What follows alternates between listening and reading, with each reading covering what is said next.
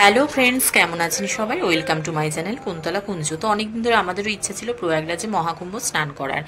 তো এর আগে একটা আমরা প্ল্যান করেছিলাম, কিন্তু সেটা ক্যান্সেল হয়ে গেছিলো। তো এবারে আবার হঠাৎ করে সুযোগ এসে গেল, তো আমরা তাড়াতাড়ি করে প্যাকিং করে নিয়ে বেরিয়ে পড়লাম প্রয়াগরাজের উদ্দেশ্যে। তো এখন বাজে ঘড়িতে রাত 11:46। তো এই সবে আমরা সেকেন্ড ব্রিজ পার হচ্ছি। তো প্রয়াগরাজে আমরা যাওয়ার সময় কিছু কিছু অংশ এবং ওখানে কিছু কিছু অংশ এবং ফিরে আসার কিছু কিছু অংশ নিয়ে একটা ছোট্ট ব্লগ আপনাদের সামনে উপস্থাপিত করছি। দেখুন, আপনাদেরও ভালো লাগবে। তো এখন আমরা বর্ধমানে প্রবেশ করে ফেলেছি। তো বর্ধমানে মেইন রোডের ধারেই তো দুপাশে প্রচুর ল্যাংচার দোকান, ল্যাংচা ভবন, ল্যাংচা নগর, প্রচুর প্রচুর। তো এখন আমরা বর্ধমান পার হয়ে সামনের দিকে এগোচ্ছি। চাঁদও যাচ্ছে আমাদের সাথে সাথে। এখন আমরা ঝাড়খণ্ডের ওপর দিয়ে যাচ্ছি। এইমাত্র আমরা পেট্রোল পাম্প থেকে তেল ভরলাম। প্রচণ্ড ঠান্ডা বাইরে। কলকাতায় যেরকম গরম, সেই মতো তো এখানে একদমই গরম নয়। বাইরে পুরো হুম করে হাওয়া দিচ্ছে আর ঠান্ডা। একটাই সোয়েটার এনেছি আমার, ছেলেটা 2-3টে এনেছি। জানি না কিরকম ঠান্ডা পড়বে ওখানে, আরো দেখা যাক। রাস্তার দুধারে কত পাহাড়। এই ঝাড়খণ্ডের ওপর দিয়ে এখন আমরা যাচ্ছি। তো পাহাড়গুলো ভোরবেলা খুব সুন্দর দেখতে লাগছে। তো এখন ঘড়িতে বাজে 6:05। এই যে সূর্য নয় কিন্তু এটা কিন্তু চাঁদ। এখনো চাঁদা মামাকে দেখা যাচ্ছে কিন্তু। আর সামনে ওই দূরে পাহাড়টা খুব সুন্দর লাগছে দেখতে। একটা ধাবার সামনে এসে দাঁড়িয়েছি। এখানে চাটা খাওয়ার পর একটু পরে গাড়ি ছাড়া হবে, কেননা একঘেয়ে বসে থাকতে থাকতে কোমর ব্যথা হয়ে গেছে।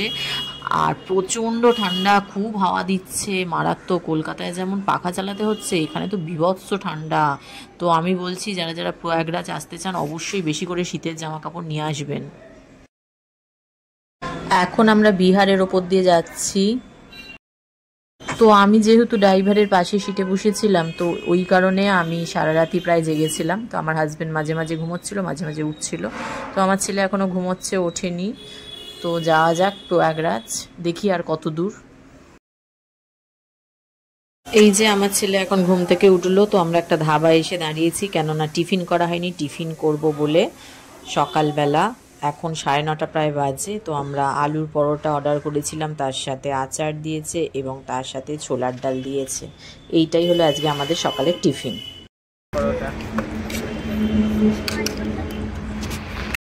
যে ধাবায় বসে আমরা টিফিন করছিলাম, সেই ধাবায় একটা ছোট্ট কিউট পাপ্পি ছিল। দেখ বাবাকে কুকুরটা কেমন চিনে গেছে। ও যে আমাকে পোষো, বাড়িতে নিয়ে চলো। তো টিফিন খাওয়ার পর আমি এবার পিছনের সিটে এসে বসলাম। তো আমার হাজব্যান্ড গাড়ি চালাচ্ছিল, কেননা সারা রাত ড্রাইভার দাদা না ঘুমিয়ে গাড়ি চালিয়েছে। তো ওনারও তো একটু রেস্ট প্রয়োজন হয়, এই জন্যই আমার হাজব্যান্ড একটু গাড়ি চালালো। কেননা থেমে থাকলে তো আবার সেই সময় নষ্ট হবে, তার থেকে যতটা এগোনো যায় ততটাই এগোনো ভালো।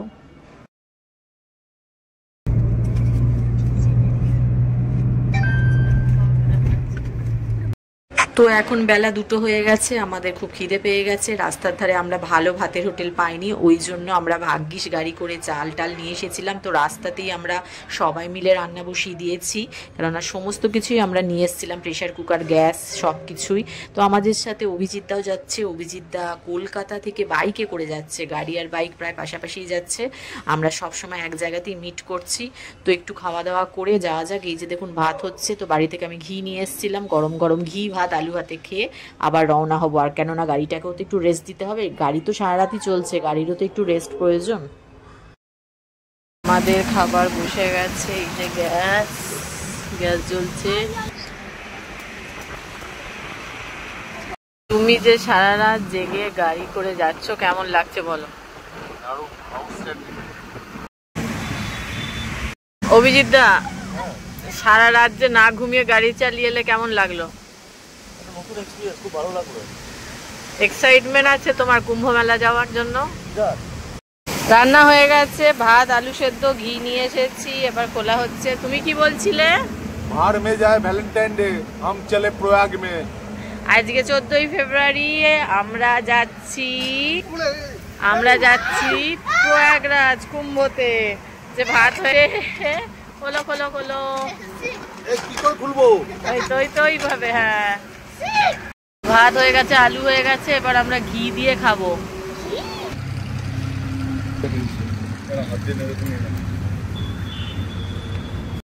এই যে এই স্কুলটার সামনেই আমরা খাওয়া দাওয়া করলাম। চারিদিকে সবুজ আর সবুজ।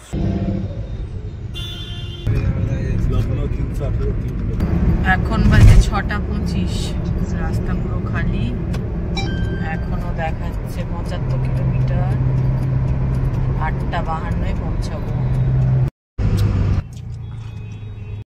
তো শেষমেশ আমরা পৌঁছালাম এবং রাত্রে ডিনার করলাম রুটি আর ডাল।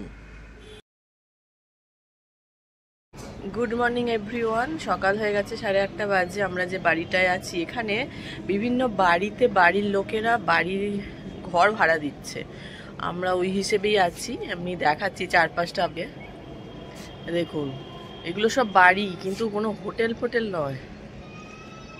প্রত্যেকটা বাড়িতে এরা একটা বিজনেস টাইপের করে নিয়েছে যে বাড়িরই রুম ভাড়া দিচ্ছে। সকালবেলা আমার এই ছোট্ট গ্যাসে চা করে ফেললাম, লিকার চা। তারপর লিকার চা খাওয়ার পর টিফিন খাওয়ার জন্য আমার হাজবেন্ড সবার জন্য ম্যাগি বানালো। ম্যাগি খেয়ে আমরা কুম্ভ স্নানের উদ্দেশ্যে রওনা হলাম। আমরা যাচ্ছি এখন স্নান করতে। ইউপির গলি গলি দিয়ে আমাদের গাড়ি নিয়ে যাচ্ছে। তো ত্রিবেণী সঙ্গমের কিছু কিছু যাবার ছবি এবং ত্রিবেণী সঙ্গমে স্নানের ছবি আমি আপনাদের সাথে শেয়ার করলাম।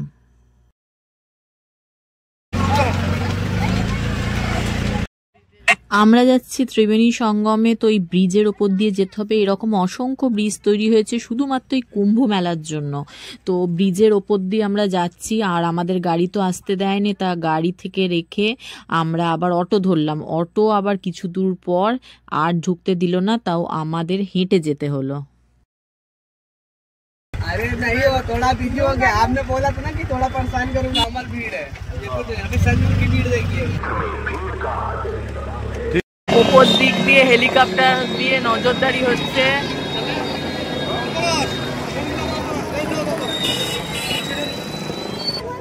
আবার আসছে হেলিকপ্টারটা, হেলিকপ্টারে করে নজরবন্দি চলছে। ভিড়, মারাত্মক ভিড়। আমি শক্ত করে ওর হাত ধরে আছি, কেননা এত ভিড়ে হাত ছাড়াছাড়ি হয়ে গেলেই মুশকিল। এখানে অনেক রকম স্টল আছে পর পর। হচ্ছে এটা কি কিনেছো? ब्रेड पकोड़ा। ব্রেড পাকোড়া। শোন একটু চা খেয়ে নিচ্ছে এরা। ইনি হচ্ছেন আমাদের অমিত জি দাদা, ইনি আমাদের সবকিছু বুঝিয়ে দিচ্ছেন। বলুন। यहाँ पे जब लोग आए ना, स्टार्टिंग में जब कुंभ स्टार्ट हुआ तो यहाँ पे 1 हफ्ते के अंदर ही 25 करोड़ जनता लोग नहा लिए। और सरकार का 40 करोड़ जनता का था कि यहाँ पे महाकुंभ में 40 करोड़ जनता कुल आएगी। अभी हो गया, मतलब 14 तारीख तो हुआ ना, 12 तारीख को लास्ट टाइम था, वहाँ पे 45 करोड़ जनता तभी कंप्लीट हो गया। और जितने भी लोग आएंगे हम पैसा ही नहीं। এই যে টেন্টগুলো দেখতে পাচ্ছেন, এই টেন্টে অসংখ্য মানুষ আছে। এগুলো আগে থেকে ভাড়া করতে হয়, ভাড়া করে এখানেই এরা আছে। এগুলোকে কি সুন্দর শিব ঠাকুরের মতো কি সুন্দর রং করেছে প্রত্যেকটা গাছ। দেখাচ্ছি আপনাদের, প্রত্যেকটা গাছই রং করা হয়েছে।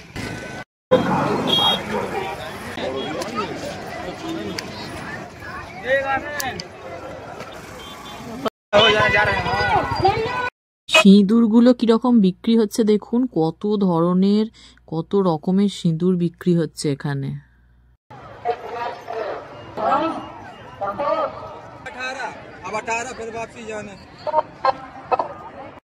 ওইখানে প্যারাগ্লাইডিং হচ্ছে, আপনাদের দেখাচ্ছি।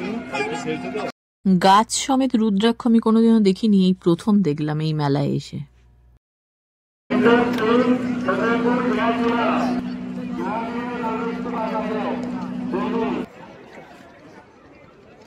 তো এখান থেকে আমরা বোট করলাম। এই বোটে করে আমরা ত্রিবেণী সঙ্গমে যাব। নৌকা তো ভীষণ দুলছে, আর এরকম নৌকায় আমি প্রথম উঠলাম, ভীষণ ভয় লাগছিল।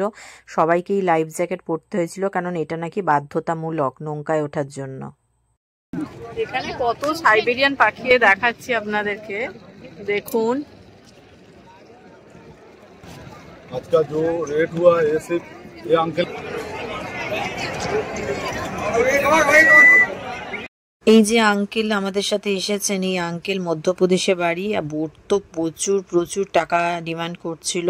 এই আঙ্কেলের জন্যই অনেক অনেক কম হয়েছে এবং এই আঙ্কেলের জন্যই আমরা বোটটা সবাই মিলে একসাথে ভাড়া করতে পেরেছি। और ये है इनकी मिसेस, रीवा, इनकी हाँ इनकी मिसेज है, ये काम करती बच्ची। हाँ आप किसको बोलना है? हाँ हाँ हाँ तेरी मिसेज। Bye bye bye. बहुत अच्छे हैं आप। आगे इतनी जल्दी निर्णय कर दिया? नहीं, बहुत अच्छे हैं। परख लिया, क्या बात है। बातों से पता चला जाता है। पहले बात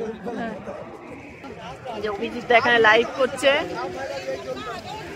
চুকু এদিকে তাকা, চুকু কেমন লাগছে নৌকা করে যেতে? আর ওপরে দাঁড়িয়ে আছি, নৌকা চারধারে নৌকা নৌকা। এই নৌকা থেকে আমরা এই নৌকা এলাম বড় নৌকায়, ত্রিবেণী সঙ্গম, এখানে স্নান করব। এক নৌকা থেকে অন্য নৌকার ওপর দিয়ে যেতে হচ্ছে। এবার আমরা যাচ্ছি স্নানটা করতে, নৌকাগুলো পেরিয়ে পেরিয়ে এলাম। কি অবস্থা, এত ভিড়, আরে বাবা, সব ছুটছে, তাড়াতাড়ি যাচ্ছি। হ্যাঁ, এইখানটায় স্নান করা সব থেকে জায়গা পেয়ে গেছি।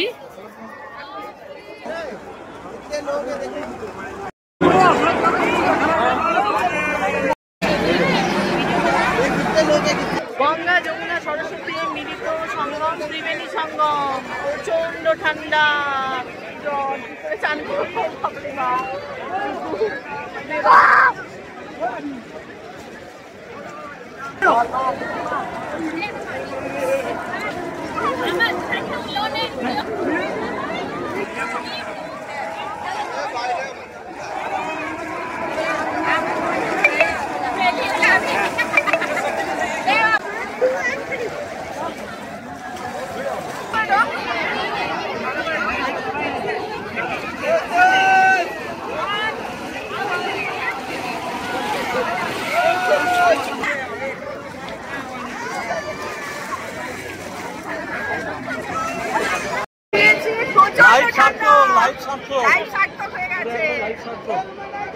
আমাদের কয়েক মানে বক্সের অনেকে মানে কাজ আমরা করলাম, এটার জন্যই আমাদের সব থেকে বড়।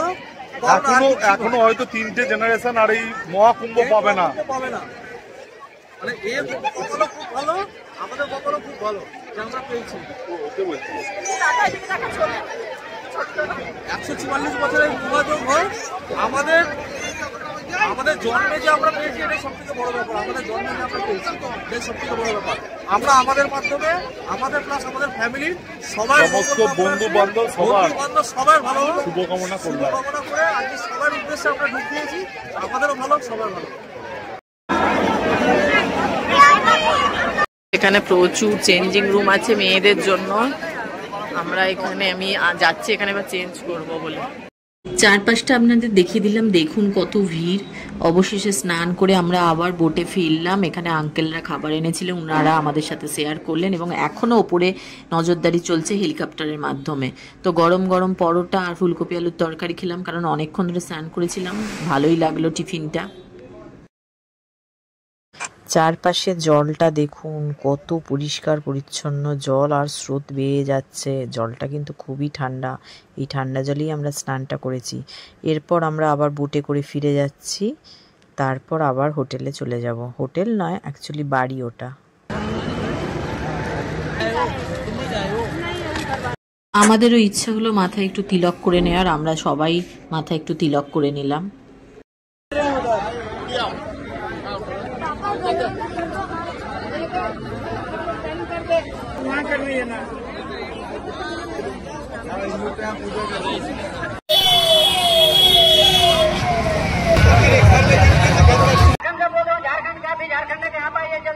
আসার সময় যাও বা গাড়ি পেয়েছিলাম, যাওয়ার সময় কোনো গাড়ি নেই ভিড়ের জন্য। প্রায় 30 কিলোমিটার আজকে হেঁটেছি। এই যে দেখুন এই ক্যাম্পগুলো, এই ক্যাম্পগুলোতেও প্রচুর মানুষ আছে। এই ক্যাম্পগুলো খুব সুন্দর সুন্দর দেখতে। আমরাও ত্রিবেণী সঙ্গমের জল নিয়ে যাচ্ছি বাড়ির জন্য।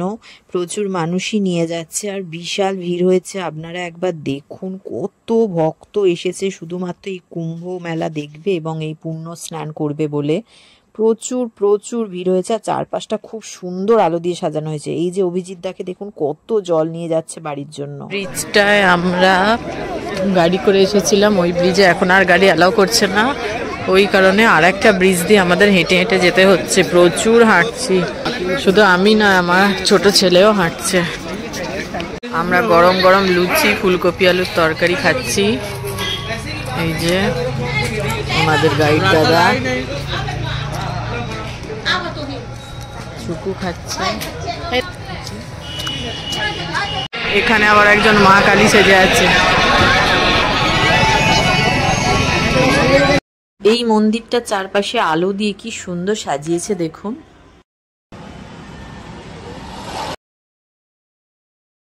এই যে আসার সময় দেখিয়েছিলাম এই ব্রিজগুলো তৈরি হয়েছে শুধুমাত্র কুম্ভ মেলার জন্য। এই যে আমরা এখন ব্রিজের ওপর দিয়ে হেঁটে যাচ্ছি, গঙ্গা নদীর ওপর দিয়ে। কি সুন্দর কত ব্রিজ তৈরি হয়েছে এরকম। পুরো ক্লান্ত, আমার অবস্থা দেখে বুঝতেই পারছেন নিশ্চয়ই কি আজকে জার্নি হয়েছে। হেঁটে হেঁটে জার্নি হয়েছে। হচ্ছে আমাদের কালেক্ট করা জল, আর এখানে এই জায়গাটায় কেউ মিসিং হয়ে গেলে এখান থেকে অ্যানাউন্সমেন্ট হচ্ছে।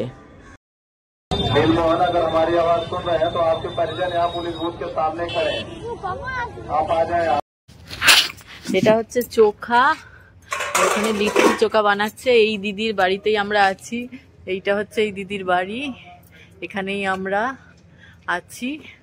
আমি কোনোদিন লিট্টি চোখা বানানো দেখিনি, আজকে প্রথম দেখছি। ভিডিওতে দেখেছি বানানো, কিন্তু আজকে প্রথম দেখছি ইনি লিট্টি চোখা বানাচ্ছেন। এই দিদি বলছেন এগুলো নাকি ঘি গুড় দিয়ে খেলে খুব ভালো খেতে লাগে।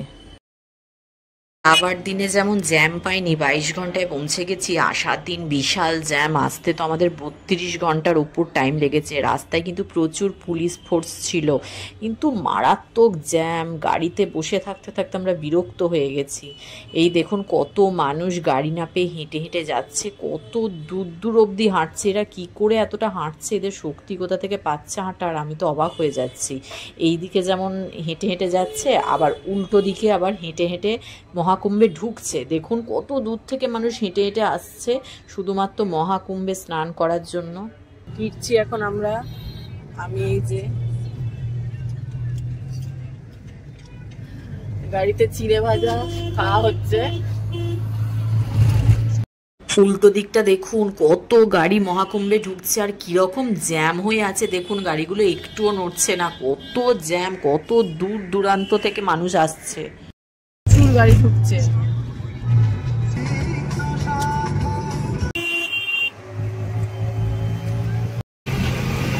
অনেকক্ষণ পর এই 3টের সময় রাস্তা একটুখানি খালি পেয়েছি, একটা রেস্টুরেন্ট পেয়েছি আমরা।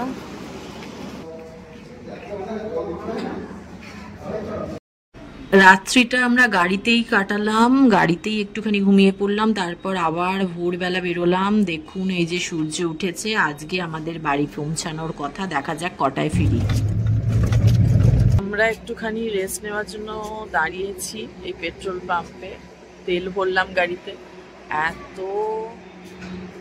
গাড়িতে বসে বসে পিঠ ফিট ব্যথা হয়ে গেছে যে হাঁটাই যাচ্ছে না।